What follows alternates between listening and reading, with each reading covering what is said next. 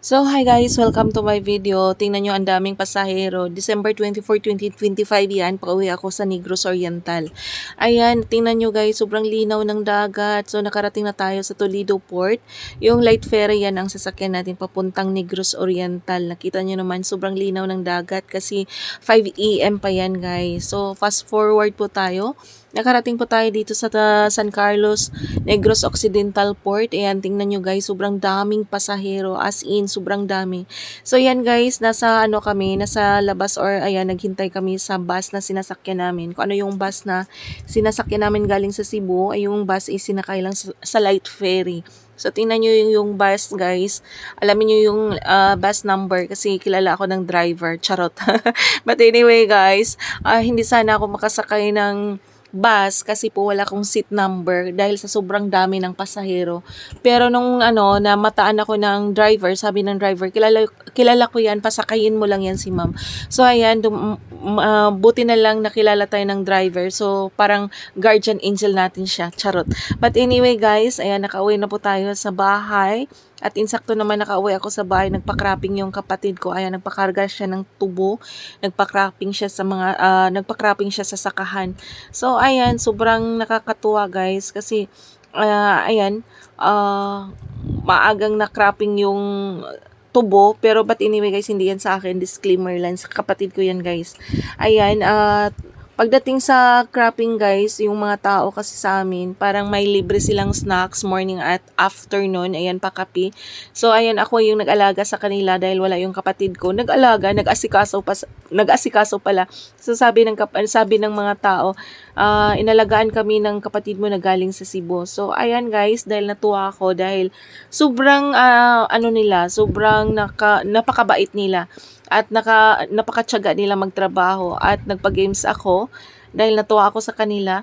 So, ayan guys, yung sahod natin sa YouTube at mga membership ninyo, yan ang isa sa mga binigay ko sa kanila. Sinishare ko yung blessings sa kanila dahil deserve naman nila makatanggap ng kahit maliit na halaga guys. Pero kahit maliit na amount, sobrang saya nila. So, ayan, binigyan naman sila ng bonus ng aking kapatid. Ayan, binigyan din sila ng pamasko ng aking kapatid. At nagpapasalamat ako dahil sobrang napakabait nilang trabahante. Ayan, sobrang natutuwa ako sa kanila. Pero bago ako nag-video sa kanila guys, nag-ask ako ng permission for their privacy. So sabi ko, nag-ask ako ng consent kung pwede ba ako maka-video sa kanila. Sabi nila, okay lang naman ma'am na mag-video kayo ka sa amin o ganun. So, ayan, nagtanong sila sa aking kapatid kung mayroon ba akong YouTube channel at sinabi naman sa aking kapatid. So, ayan, sobrang game na game nila guys.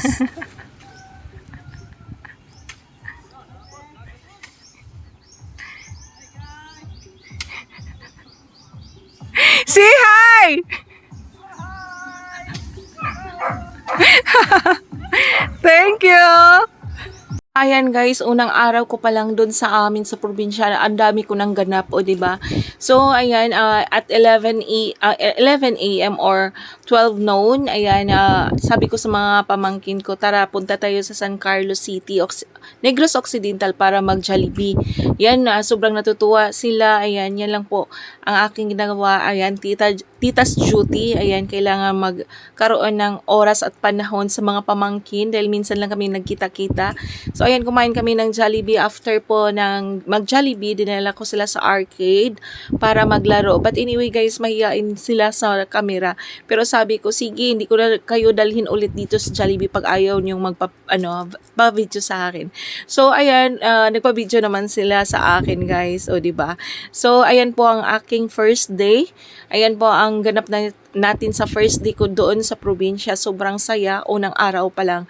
So, thank you so much for watching guys. Sana, nagustuhan ninyo ang aking video. Alam ko naman, walang katuturan ang video na to.